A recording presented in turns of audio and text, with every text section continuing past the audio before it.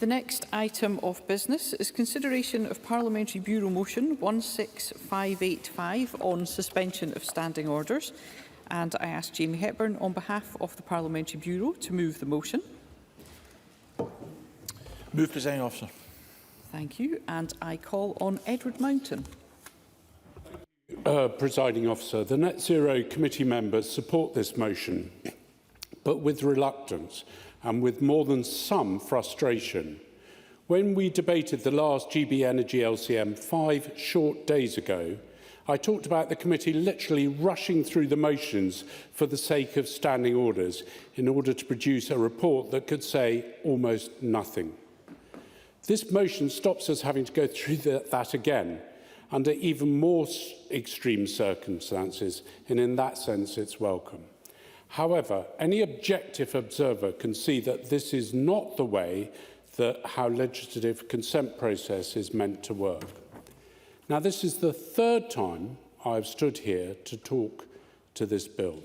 The first time round, I had some strong words for the Scottish Government made by the committee to wait for months for a substantive LCM, and I hope they listened. In the present case, this is an amendment with devolved elements lodged and agreed late in the day at Westminster. That was not the Scottish Government's doing, and I accept that late amendments, like death and taxes, will always be with us. But there cannot be a mechanism to hit the pause button at Westminster whenever this happens. Why not? It would buy us just a little more time for us to consider it.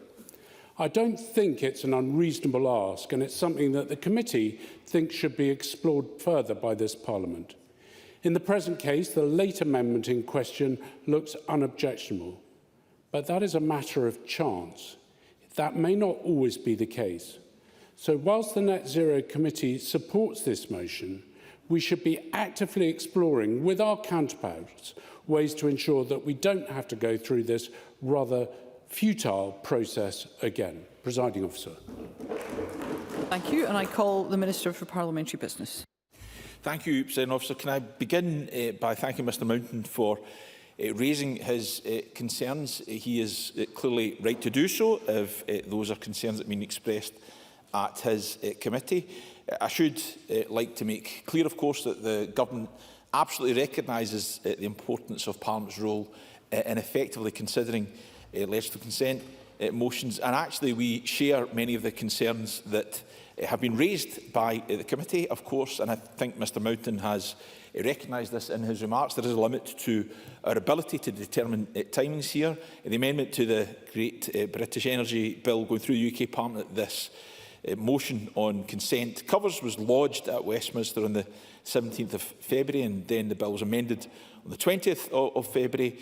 And we have to lodge a memorandum within 2 weeks under our current processes. So we lodged that motion on the 24th of February. In the meantime, the bill will today have its third reading in the House of Lords and is therefore very near to the end of its parliamentary passage, which is why we're asking Parliament to suspend standing orders for the motion to be considered later this afternoon. I won't go into the detail of what the amendment sets out, because that's available for members to consider. But what it does enable is any review of the effectiveness of GB Energy to be laid before the Scottish Parliament in parallel with it being laid before Westminster. Clearly that does, to some extent, enhance the role of this Parliament, which I think should be welcome, notwithstanding some of the challenges around the process we're having to go through right now. Do I have time to give way briefly, President Officer? Of course, I give way to Mr Lumsden. Douglas Lumsden. Thank the Minister for taking the intervention.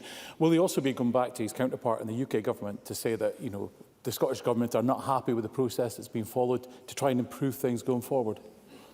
Minister.